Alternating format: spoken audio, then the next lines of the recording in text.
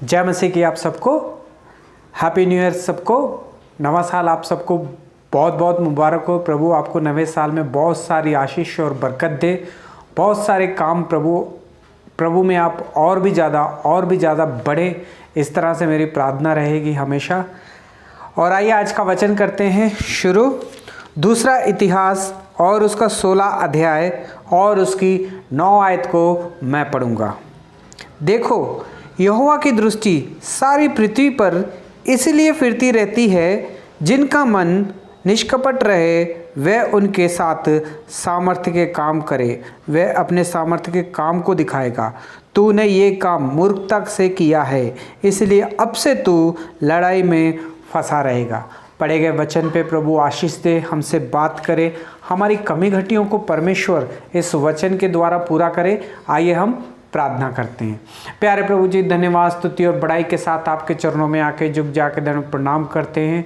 समय दिया है, धन्यवाद देते हैं प्रभु जी।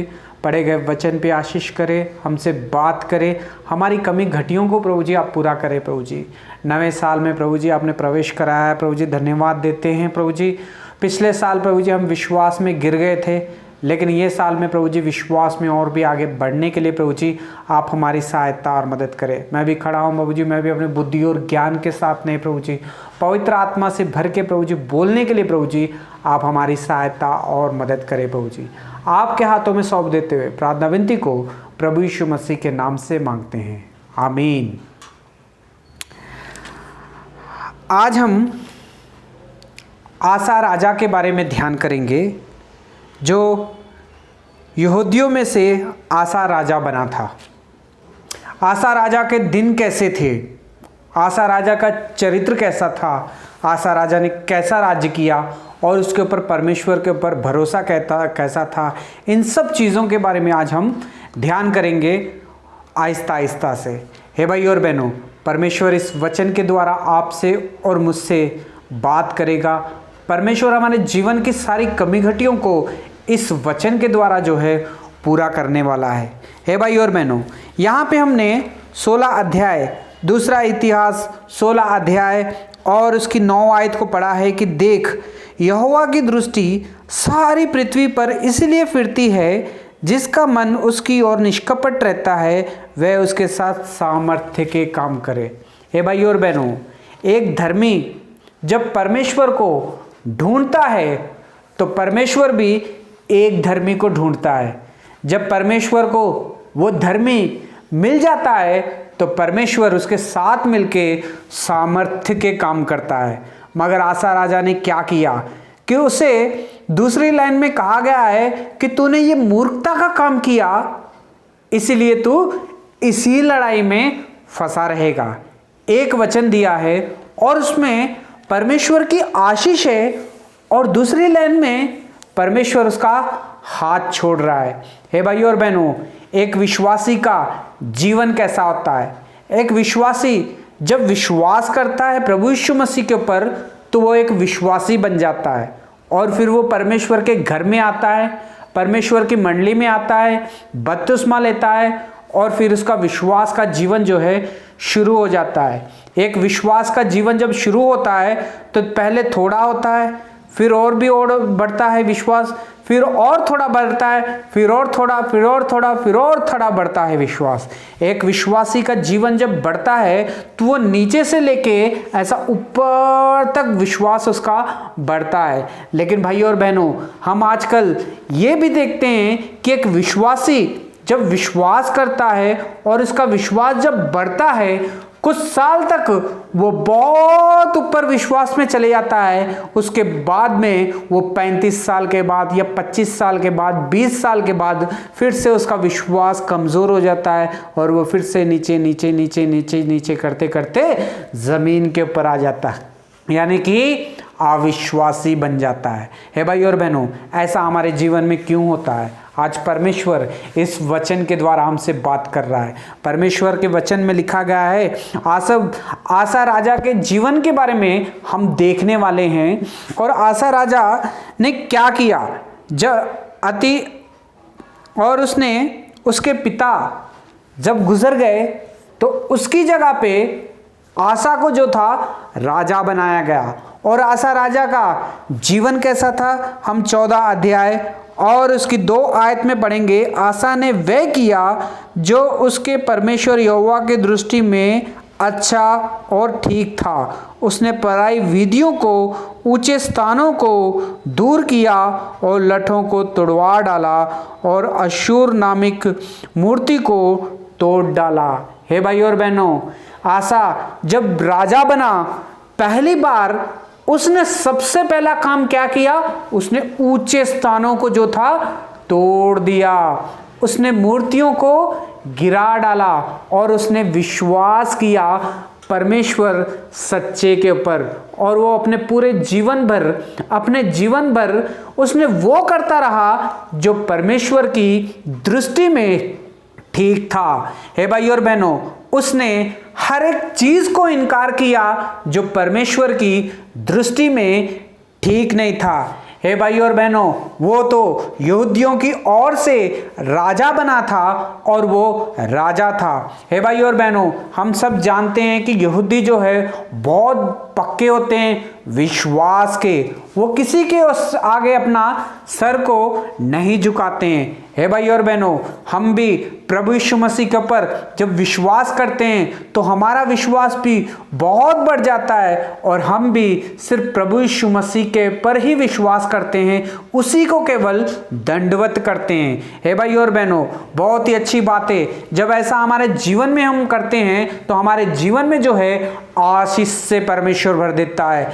हे भाई और बहनों, आसा राजा का जीवन जो था बिल्कुल वैसा ही था। वो जब राजा बना उसने वो किया जो परमेश्वर यहोवा की दृष्टि में ठीक था। उसने सारी विधियों को और उसने पराई विधियों को और ऊंचे स्थानों को दूर किया और लठों को तुड़वा डाला और वहां से दूर किया।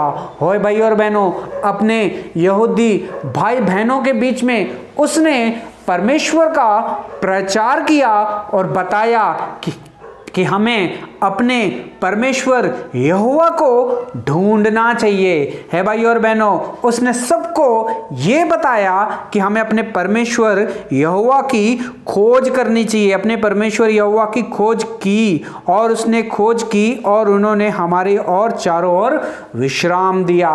हे भाई और बहनों, वचन में लिखा है कि आसा राजा ने और यहूदियों ने मिलके सच्चे परमेश्वर को ढूंढा और परमेश्वर ने उनके जीवन में विश्राम दिया।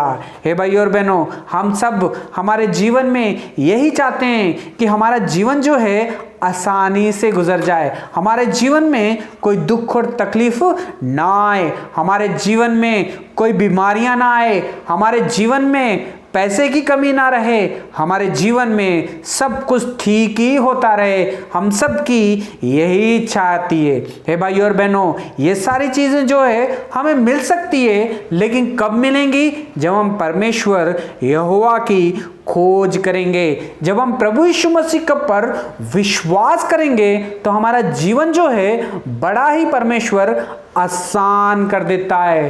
हे भाई और बहनों, आसा राजा के जीवन के जो शुरुआत थी वो कुछ इस तरह से हुई। वो 10 साल तक परमेश्वर के साथ जुड़ा रहा, परमेश्वर की खोज करता रहा और सारे यहूदियों को उसने बताया कि हमारा परमेश्वर यहोवा एक है, हमें उसके सिवा और किसी के सामने दंडवत नहीं करना चाहिए। इसलिए परमेश्वर ने उसके जीवन में और यहूदियों के जीवन में सारी की सारी शांति भर दी। हे भाई और बहनों, आज परमेश्वर इस वचन के साथ हमसे बात कर रहा है। एक विश्वासी जब प्रभु यीशु मसीह के ऊपर विश्वास करता है, बपतिस्मा लेता है, मंडली में आता है, विश्वास करता है, तो उसका विश्वास जो है और भी और तगड़ा विश्वास हो जाना चाहिए। लेकिन हम देखते हैं आजकल के जीवन में, हम जब प्रभु यीशु मसीह के ऊपर विश्वास करते हैं तो हमारा विश्वास जो है बढ़ते रहता है। कुछ साल तक, मगर कुछ सालों के बाद में फिर से हमारा विश्वास जो है ऊपर से नीचे डाउन की तरफ आ जाता है। हे भाई और बहनों, क्या आपका विश्वास भी ऐसा ही है? पहले आप 10 साल तक, 15 साल तक विश्वास में थे, प्रभु के साथ थे, प्रभु की खोज करते थे, सारे लोगों को प्रभु यीशु मसीह के पास लेके आते थे और प्रभु यीशु मसीह ने आपके जीवन में शांति की थी। लेकिन कुछ सालों के बाद में अगर आप विश्वास में कमजोर हो गए हैं, अगर आप विश्वास में नीचे आ गए हैं, तो आज परमेश्वर इस वचन के द्वारा हमसे बात कर रहा है। वचन में लिखा है कि आसा राजा ने परमेश्वर की खोज की, इसलिए उसके जीवन में 10 साल तक उससे परमेश्वर ने विश्रांति दी। हे भाई और बहनों, हम जब परमेश्वर के साथ होते हैं तो परमेश्वर हमें आराम देता है। हमारे जीवन में दुख और तकलीफ कितनी भी क्यों ना हो, लेकिन परमेश्वर जब हमारे साथ होता है तो हमें विश्वास होता है, हमारा जीवन जो है आराम से निकल जाता है कि हमारा परमेश्वर हमारे साथ है। जब हम विश्वास में कमज़ोर हो जाते हैं, जब दुख और तकलीफें आती है, तो हमें रातों को नींद नहीं आती है कि पता नहीं अब सुबह क्या होगा। हे भाई और बहनों, आज परमेश्वर इस वचन के द्वारा हमसे बात कर रहा है। हे भाई और बहनों, आसा राजा का जीवन कैसा था, उसका विश्वास कैसा था? जब शत्रु ने उसे चारों तरफ से आके घेर लिया तो वो क्या किया? आसा राजा ने, हम देखते हैं कि अध्याय 14 और दूसरा इतिहास 14 अध्याय और उसकी 11वीं आयत में लिखा है, तब आसा ने अपने परमेश्वर यहोवा की दहनी दी, है यहोवा जैसे कि तू सामर्थ्य और सहायता करता है, वैसे ही शक्तिहीन को भी हमारे ही और परमेश्वर यहोवा है, हमारी सहायता कर, क्योंकि हमारा भरोसा तुझ पर है। हे भाई और बहनों, यहाँ पे आसव परमेश्वर की दुहाई दे रहा है, वो परमेश्वर की दुहाई दे रहा है आसा, और कहता है कि जो बलहीन होते हैं, जिनके पास ताकत नहीं होती है, जो परमेश्वर के ऊपर विश्वास करते हैं, उन्हें परमेश्वर ताकतवर बनाता है। हे भाई और बहनों, हमारा भरोसा मेरे सैनिकों के ऊपर नहीं, तलवारों के ऊपर नहीं, रथों के ऊपर नहीं है। प्रभु जी, मेरा भरोसा आपके ऊपर है, आप मेरी सहायता मदद करेंगे करके आसा राजा इस तरह से परमेश्वर के सामने आके प्रार्थना कर रहा है। हे भाई और बहनों, आसा राजा ने जब ये प्रार्थना की और परमेश्वर ने और यहोवा ने हमारे लिए, परमेश्वर और मनुष्य तुझ पर प्रबल ना हो पाएंगे, तब यहोवा ने कुशियों को आसा और यहूदियों के सामने से मार के भगा डाला। हे भाई और बहनों, आसा राजा ने दुख और तकलीफ में, युद्ध में, वो किसी के पास नहीं गया, वो सिर्फ अपने परमेश्वर यहोवा के पास आया सहायता मांगने के लिए कि परमेश्वर, अगर आप मेरे साथ हैं तो मैं कभी भी हारूंगा नहीं। हे भाई और बहनों, परमेश्वर ने उसकी प्रार्थना को सुना और उसका जवाब दिया, और शत्रु उसके सामने से भाग गए, यहूदियों के सामने से भाग गए, और सारे शत्रु डर के भागने लगे कि इनका परमेश्वर जो है इनके साथ है। हे भाई और बहनों, आपके और मेरे जीवन में भी अगर हम चाहते हैं कि शत्रु हमसे दूर भागे हमारे विश्वास को देख के, तो हमें भी परमेश्वर के सामने आके प्रार्थना करनी होगी, परमेश्वर के ऊपर भरोसा करना होगा, परमेश्वर की खोज करनी पड़ेगी, परमेश्वर को ही ढूंढना पड़ेगा, परमेश्वर को भी पहला स्थान देना पड़ेगा। फिर हमारे जीवन में परमेश्वर आएगा और हमारे शत्रुओं को भी मार के भगाएगा, और सारे शत्रुओं के अंदर में, दिल के अंदर डर पैदा करेगा कि इनका परमेश्वर सच्चा परमेश्वर है, इनके पास मत आना। हे भाई और बहनों, क्या आपके जीवन में ऐसी ही आशीष थी? आज ऐसी आशीष नहीं है, तो आज परमेश्वर इस वचन के द्वारा हमसे बात कर रहा है। आसा राजा का जीवन कैसा था? आसा राजा जब राजा बना, उसने वो किया जो परमेश्वर की दृष्टि में ठीक था, जो परमेश्वर को अच्छा लगता था। उसने सारे ऊंचे स्थानों को तुड़वा दिया और सच्चे परमेश्वर को सबको बताया। यहूदियों को उसने कहा कि हमारा एक ही परमेश्वर है, हमें अपने परमेश्वर की खोज करनी चाहिए। जब युद्ध का टाइम आया तभी भी वो परमेश्वर के सामने आके प्रार्थना करता रहा कि परमेश्वर, मैं नहीं लड़ सकता हूँ, लेकिन अगर आप मेरे साथ हैं तो मैं कभी भी नहीं हारूंगा। तो परमेश्वर ने उसकी प्रार्थना को सुना, उसे जवाब दिया और युद्ध में जिता दिया। और सारे लोग डर गए कि इनका ही सच्चा परमेश्वर है, इनके पास दोबारा नहीं आना चाहिए। हे भाई और बहनों, आपका जीवन कैसा है? हमारा विश्वास कैसा है? हमारा विश्वास ऊपर जा रहा है और भी ज़्यादा विश्वास बढ़ रहा है कि हमारा विश्वास रोज रोज कम होते जा रहा है, कमज़ोर होते जा रहा है, नीचे आते जा रहा है? एक विश्वासी जब परमेश्वर के ऊपर विश्वास करता है तो बहुत ऊपर तक विश्वास में चले जाता है, लेकिन थोड़े दिनों के बाद वो फिर से नीचे आ जाता है। अगर आप भी परमेश्वर के ऊपर विश्वास करके नीचे की तरफ विश्वास कमज़ोर हो गया है तो भाई और बहनों, आज परमेश्वर इस वचन के द्वारा हमसे बात कर रहा है। हमने वचन में पढ़ा कि जब एक धर्मी परमेश्वर को ढूंढता है और परमेश्वर भी उसी धर्मी को ढूंढता है और परमेश्वर उसके साथ मिलके सामर्थ्य के काम करता है। जब आप परमेश्वर को ढूंढोगे तो परमेश्वर भी आपको ढूंढेगा, आपके साथ मिलके वो सामर्थ्य के काम करेगा। अगर आप परमेश्वर को छोड़ के अपनी मनमानी करोगे तो भाई और बहनों, वचन कहता है कि वो युद्ध में ही फंसा रहेगा, दुख और तकलीफ़ों में ही फंसा रहेगा।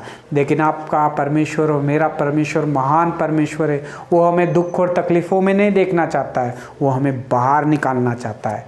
कैसा बाहर निकालेगा? बस करना क्या है? घुटने टेकने हैं, प्रार्थना करनी है, कहना है प्रभु जी मुझे माफ़ कर दे।